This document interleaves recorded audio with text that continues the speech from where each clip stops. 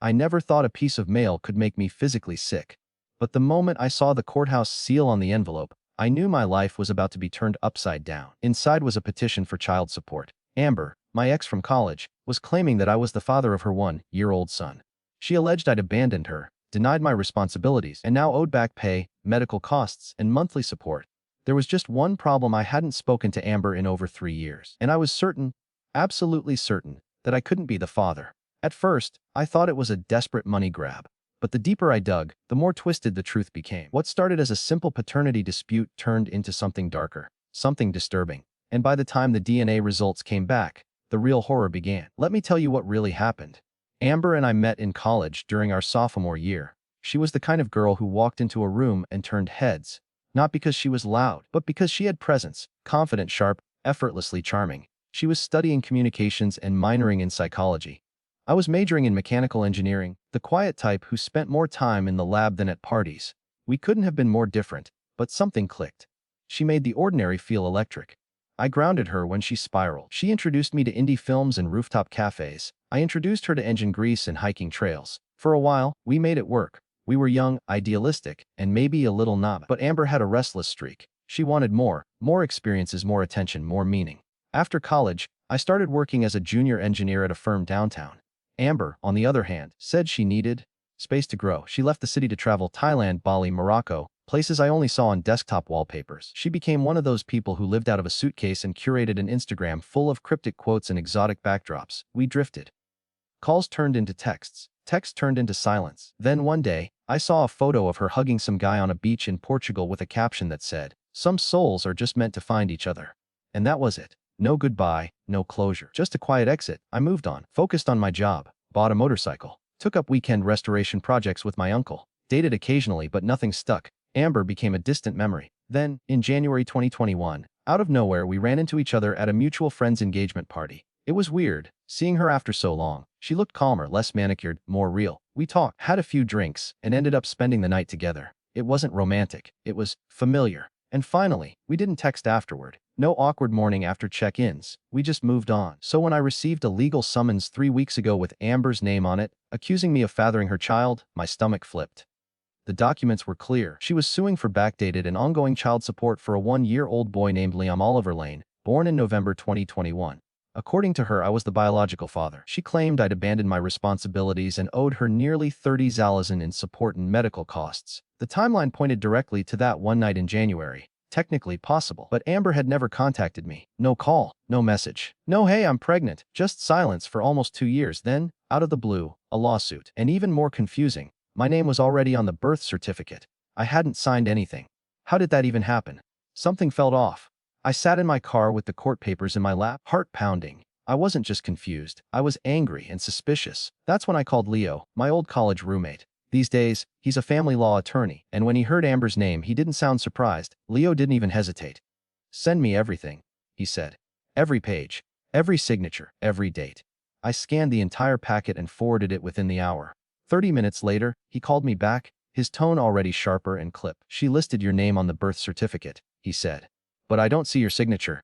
That's concerning." "Is that even legal?" I asked. "Sometimes, yes. In some states, if the mother fills out the certificate and there's no objection, it goes through. Especially if you're not there to contest it. But it gets murky fast." Murky was putting it lightly. According to Amber's petition, I was the father, and she tried repeatedly to contact me during her pregnancy. She claimed I blocked her on all platforms and refused to acknowledge the child. That part was true. But not for the reasons she made it sound. I'd blocked her years ago, after our breakup, when she'd gone on an unhinged rant over DM about how I never supported her dreams. It wasn't about a pregnancy. Back then, there was no talk of a baby. Just bitterness, deflection, and radio silence. So where was all this coming from now? Leo told me to breathe, then walked me through the first steps. "We're going to request a paternity test immediately. You have the right to contest this. But here's the thing, you have a window. If you don't file within 30 days of being served, courts can sometimes enter a default judgment. Meaning, they assume paternity whether or not you're the father." The clock was already ticking. We filed a formal motion to contest paternity and demand a DNA test within 48 hours. Leo also submitted a discovery request: hospital records, prenatal care documentation, proof of birth, and communication logs, anything to back up her claims. While we waited, I couldn't stop thinking about Liam. Was it possible? I mean, biologically, yes. That one night in January could line up with a November birth. But it still didn't make sense. If she had truly been pregnant with my child, wouldn't she have reached out before now? Why wait a year? Why go straight to court? Unless she didn't want a father, she wanted a paycheck. Leo was already 3 steps ahead of me. He started looking into Amber's online presence, Instagram, TikTok, and Facebook. She'd gone quiet on her main account, but Leo found a new profile under her middle name, Sierra Lane. Public posts daily updates, all about life as a solo mom. In one photo, she was cradling Liam under a caption that read, "You don't need a man to raise a king." Another reel showed her talking to the camera. When he walked away, I chose strength over bitterness. This is for the moms who were left behind. The comments were filled with sympathy. Heart emojis. "You got this, mama. So proud of you. He doesn't deserve either of you." And in that moment, I realized Amber wasn't just filing a lawsuit. She was curating a narrative. But what she didn't know was that I was about to unravel it. Because truth has something her Instagram never will. Receipts. The first real crack in Amber's story came from the hospital records. Or rather, the lack of them. Leo's discovery request had gone through, and we'd finally gotten access to what should have been basic documentation: prenatal checkups, delivery records, and postnatal care. But instead of a file filled with OBGYN appointments and birth summaries, what we got was a ghost trail. No hospital in the city had any record of Amber giving birth in November 2021.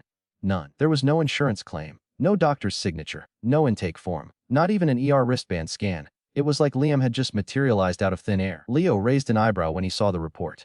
"That's not just a red flag," he said. "That's a 5-alarm fire." Of course, Amber had an explanation ready, at least online. In one of her TikToks under the Sierra Lane alias, she told her followers she'd opted for a natural home birth with a spiritual midwife. She even posted a grainy photo of what looked like a birthing tub in someone's living room, surrounded by fairy lights and crystals. Leo leaned back in his chair, watching the clip. "Cute, but legally, she still has to file a birth with the county. Let's check that next." So we did, and that's when things got weirder. The county birth certificate listed Amber as the mother and me as the father. But the witness midwife, named on the document, she had retired 4 years ago and now lived in Florida. We called her. She confirmed she hadn't practiced in years and had never met anyone named Amber Lane. In short, the paperwork was fabricated. We weren't just dealing with a woman stretching the truth. We were dealing with fraud. Meanwhile, I started noticing a new pattern on her TikTok and Instagram. No one else ever appeared with Liam. No friends, no family, no father figure, obviously. Every photo and video was just Amber and the baby, Amber and the camera, and Amber and the story she was selling. The comment section kept praising her strength. "You're doing amazing, sweetie. Your son is lucky to have you. We need more moms like you." And she soaked it up. She responded to nearly every comment, often with some variation of, "I may be alone, but I'm never lonely. Liam gives me all the purpose I need." It was sickening how well she played the role. But there was one detail she couldn't fake: biology. The court finally scheduled our DNA test for the following week. It was simple cheek swab, 10 minutes in a clinic, results back in 5 business days. Amber tried to stall, claiming Liam was too anxious to be around strangers, that he'd had a cold, that she didn't feel safe with a man who once abandoned them. But the judge wasn't buying it. He ordered the test to proceed immediately, or she'd be held in contempt of court. And so, on a rainy Tuesday morning, I stood in a sterile white room with a lab tech swabbing the inside of my cheek, while Amber sat across from me, holding Liam in her lap, her eyes burning holes through my skull. It should have been a moment of fear, but honestly, all I felt was clarity. Something was coming. I could feel it. And Amber was about to run out of lies. The DNA test was done. All that remained was the waiting. 5 business days. 5 days where Amber suddenly went silent. No new posts. No Terry monologues. No curated photos of the struggle. Her online presence, usually buzzing with filtered vulnerability, just stopped. It was like she was holding her breath. So was I. But Leo, he was on fire. "Something's off," he said on the second day. "She's not just lying about paternity. I think she's lying about a whole lot more." He had already filed a motion for expedited results, citing potential fraud. Meanwhile, he hired a private investigator, a retired detective named Harris, who looked like he drank black coffee and distrust for breakfast. Harris had one job: find out where Amber had been during the year Liam was supposedly born and who she'd been with.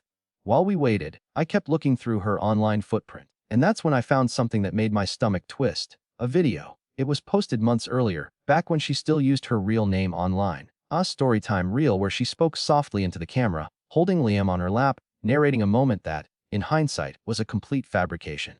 When I told his father I was pregnant, he disappeared. Her voice cracked. She kissed the top of Liam's head like a martyr. He said he wasn't ready. But I knew I was. I chose to be strong. The comment section was flooded with sympathy and praise. It wasn't just that she was lying about me. She was using me. using my name, my face, my existence to build a story, a brand. And Liam, this innocent child, was at the center of it all. It made me sick. Day 4. Leo called me at 7 a.m. sharp. Results are in. Come to my office. I didn't eat, didn't speak. Just drove in silence, heart pounding, hands numb on the steering wheel. When I walked into his office, he didn't say anything. He just handed me the envelope. I opened it, read the words twice, then a third time. Probability of paternity 0.0%. I wasn't the father. I exhaled so hard it felt like I'd been holding my breath for weeks. Leo clapped me on the back. We're filing a response with the court today. And now that we have proof, we're requesting sanctions. But here's the thing.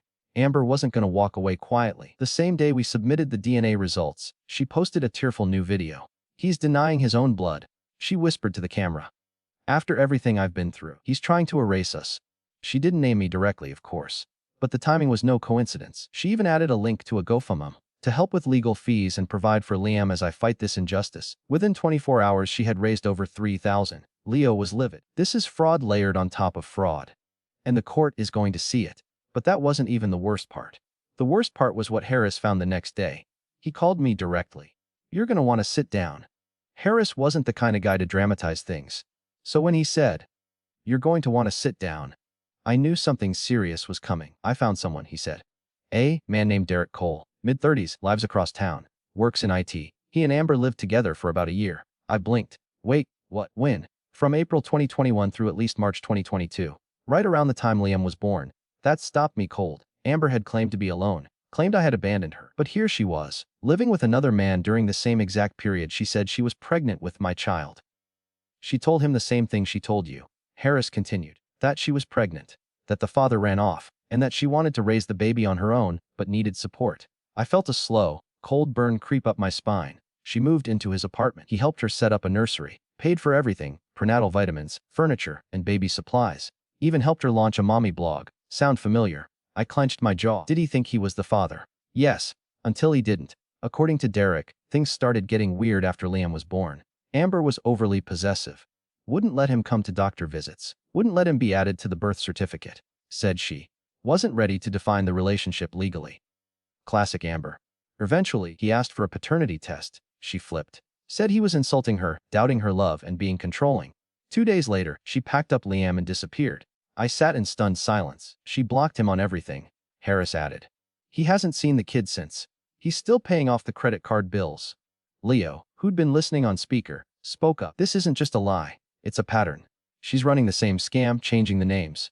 What do we do next? I asked. We find Derek, Leo said. We get a statement. If he agrees, we file it as supporting evidence. This might not just be family court anymore. If she forged documents, took money under false pretenses, we're talking fraud, maybe even criminal charges. That evening, I met Derek at a quiet coffee shop outside the city. He looked like he hadn't slept in a week. When I walked in, he stood, shook my hand, and said, "You're the other guy, huh?" I nodded. "Wes, that makes 2 of us." He laughed, dry, bitter. "Man, I thought I was crazy. Thought maybe it was me. Turns out she's been playing the same script." We sat for hours, swapping stories, comparing timelines, realizing how eerily similar everything was. The same emotional manipulation, the same guilt trips, the same curated online image of strength and suffering. But the most haunting part, he said Liam didn't look like him, or like Amber. That's when a new question formed in my mind. What if Liam wasn't mine? What if Liam wasn't his, either? And if not, then whose child was he? After the coffee shop meeting with Derek, I couldn't sleep. Not because I was angry, though I was, but because something didn't make sense. Derek wasn't the father. I wasn't the father. But Amber had acted so confident, so convinced the child was mine. Why? Who was she trying to hide? Leo called me the next morning. "We need to talk about Trevor." The name hit like a jolt of static through my brain. Trevor, Amber's cousin. He'd been around back in college. Always a little too close, always hovering.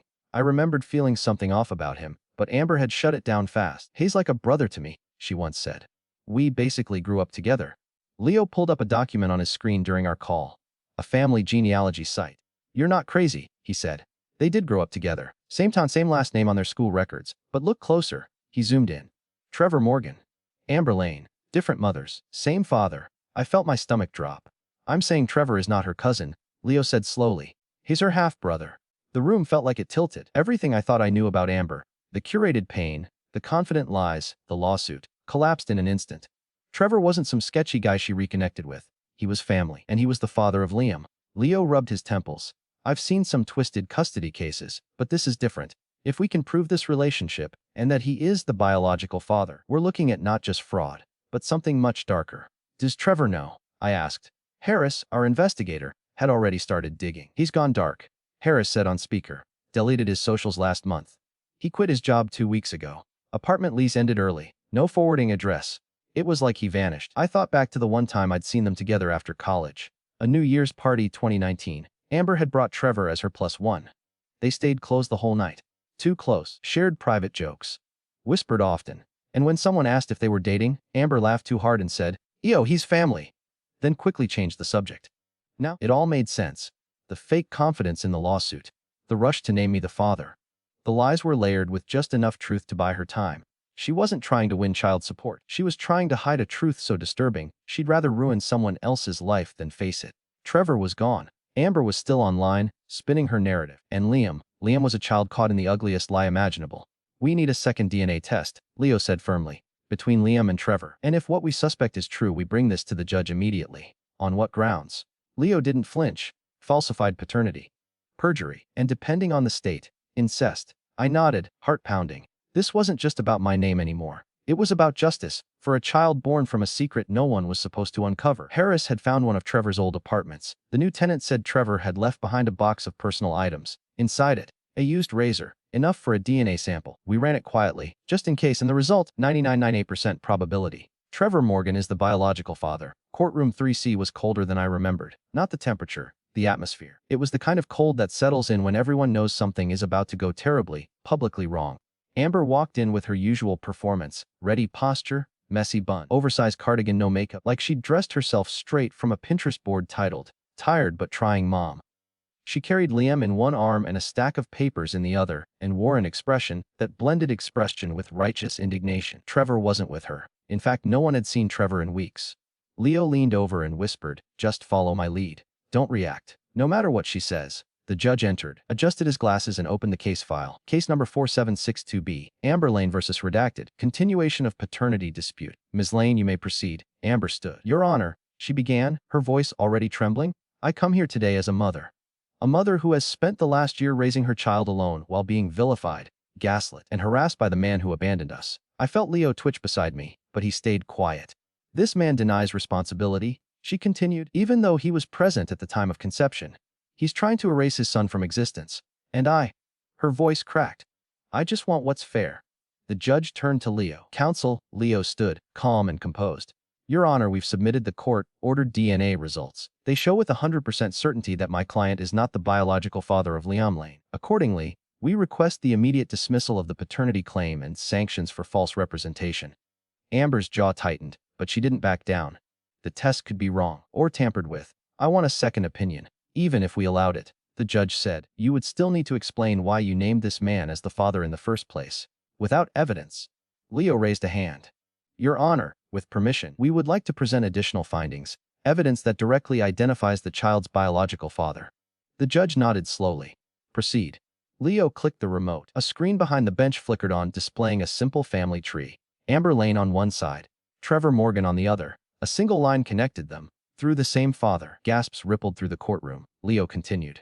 Your Honor, Amber Lane and Trevor Morgan are not cousins, as she has previously claimed. They are half-siblings, sharing the same biological father. We've confirmed this through birth records, school files, and genealogical data. The judge leaned back, visibly processing the weight of the claim. We also conducted a private DNA test between Liam Lane and Trevor Morgan. Leo said, his voice steady. The result shows a 99.98% probability that Trevor Morgan is Liam's biological father. The courtroom fell silent. Amber didn't scream. She didn't protest. She simply froze, staring at the screen. The judge broke the silence. Ms. Lane, do you deny this evidence? Her lips parted, but no sound came out. Do you deny that Trevor Morgan is your half-brother? Still silence. Do you deny that he is the father of your child? She finally cracked. You don't understand, she shouted. We didn't plan this. It just happened. He was there when no one else was. I didn't mean for it to become this. Tears streamed down her face, but they weren't from guilt. They were from fear. Leo didn't flinch. And in order to cover up the nature of that relationship, you attempted to frame my client, filing false paternity, forging legal documents, and committing perjury and sworn testimony. Amber collapsed into her seat, sobbing into her hands. Liam whimpered in her lap, innocent and oblivious. The judge turned to the bailiff. Place Mez Lane in custody for immediate psychiatric evaluation. This court refers the case for criminal investigation on counts of perjury, fraud, and incest. The child will be placed in emergency protective custody until a full custody hearing is held. Amber screamed, "He's my son! He's all I have!" But the bailiff was already approaching. As she was escorted out of the courtroom, Amber turned back one last time, her voice cracked. "I was gonna make it work," she whispered. "I just wanted a family." And just like that, she was gone. Leo placed a firm hand on my shoulder. "It's over." But he was wrong, because the aftermath of something like that doesn't end when the courtroom doors close. It lingers. It echoes. The story spilled into the media within days. Family court hearings are private, but someone leaked enough details to spark headlines. Not my name, thank God, but Amber's. The word incest spread like wildfire. Drama channels, forums, and Reddit threads, it was everywhere. I stayed off the internet for a while. Amber was charged with perjury, fraud, and falsifying public documents. There was talk of additional charges, but the court ordered a full psychiatric evaluation first. Last I heard, she was under supervised mental health care, awaiting formal sentencing. Trevor still hadn't resurfaced. And Liam was placed into temporary care with a foster family vetted by the state. He didn't deserve any of this. He was just a child, born from the worst kind of secret, used as a pawn in a lie he couldn't possibly understand. Leo helped me file for a court declaration that formally cleared my name from the birth certificate and sealed my involvement. On paper, it was like I had never been connected to Liam at all. But emotionally, that was harder. I still thought about the kid. I'd only seen him twice, but it stuck with me. The way his tiny fingers clutched his blanket, the way he looked around with wide, trusting eyes.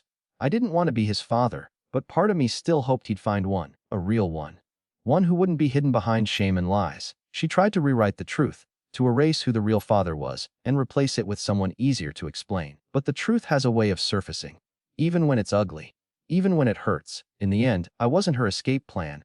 I was just the last name she thought she could control. Now the story is out. The courtroom is quiet. And somewhere a child will grow up, with a chance to live in truth, not fiction. As for me, I walk away not as a victim, but as someone who refused to carry someone else's shame.